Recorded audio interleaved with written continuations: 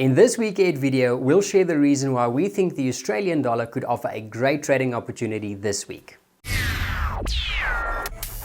Hi guys, it's Arnie here from Forex Source, where we help you to understand and trade the currency markets better. Now the week 8 video for this week is covering the trading week from the 13th to the 17th of May 2019.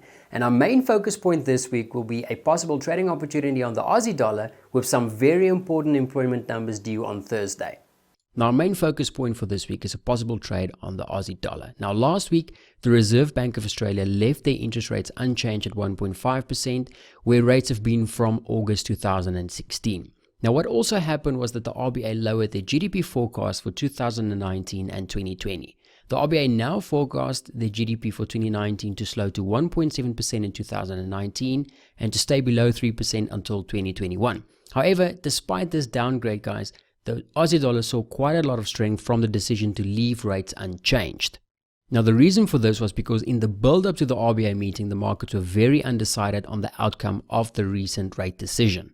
According to a Reuters poll, we can see that almost 60% of market participants that participated in this poll expected the RBA to leave rates unchanged, and over 40% of analysts expected the RBA to cut rates.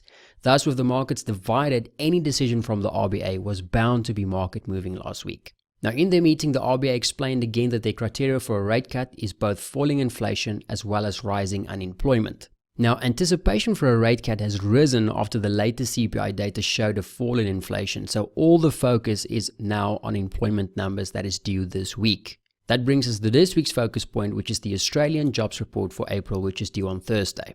Now, from the calendar, guys, we can see that the markets are expecting headline employment to drop to 14K from a prior of 25.7K, and for the unemployment rate to tick up to 5.1% from a prior of 5%.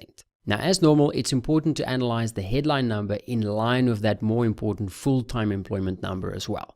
Now, with expectations for an RBA rate cut rising amongst many investment banks, any big miss on the employment report this week will probably push forward current expectations for a rate cut by the RBA at their next meeting and put a lot of pressure on the Aussie dollar. However, if we see a big beat on the employment report, that might push back expectations for a rate cut and should be supportive for the Aussie dollar in the short term. Something else we need to consider for the Aussie dollar this week, guys, is the recent escalation in the US-China trade war.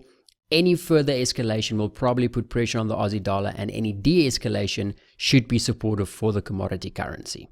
Now that we understand the fundamental reasons for why we have chosen this currency, guys, we can move on to the charts and look at some of the technicals. Now, we'll follow the same technical process for every chart we look at in order to ensure that we stay consistent in our methodology. Now, in the case that we have a big miss in the jobs report, we could look to pair the Aussie dollar with something like the US dollar, which remains the most attractive bullish alternative compared to the other major currencies.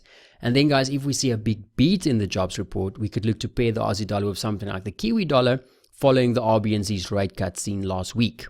So guys, moving on to the charts and looking at the AUDUSD, we can see that the pair has broken through a significant support zone at the 70.50 price level. Now, in case of a big miss on the employment numbers, we could use this previous support area as a high probability zone to look for a shorting opportunity on this pair. Now, we can see from the chart, guys, if we draw in our fib from the recent swing high to the swing low, that we have confluence with the 38.2 fib, as well as the 70.50 level and this previous daily support area. Now, if we do see the price push back into this area, guys, we can look to anchor our stop just above this recent swing, which is also above the 0.72 handle. And if we use our 100% fib extension as a guide, we can look to target something close to that 0.68 level. And then moving on to the Aussie New Zealand chart, guys, this could be a possible trade if we see a big beat in the employment report for this week. Now, we can see that the pair has made quite a considerable pullback following that bullish spike we had following the RBNZ rate cut last week.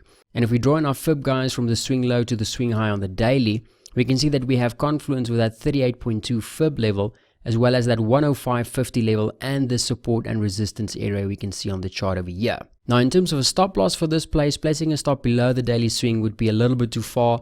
So a stop maybe just below that 105 level could be a better option in this case. And if we use the 100% fib extension again as a guide, we can look to target something close to that 110 handle on the chart. And that's the end of our video for this week, guys. These videos are designed to help you to get into the mindset of thinking like a professional trader. And as such, it's important to realize that we don't need to fear the red risk events in the market, like the Aussie jobs numbers this week, as they can be some of the best opportunities to trade the Forex markets.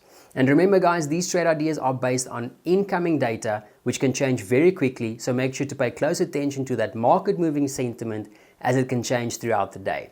We wish every one of you a profitable trading week ahead. Cheers.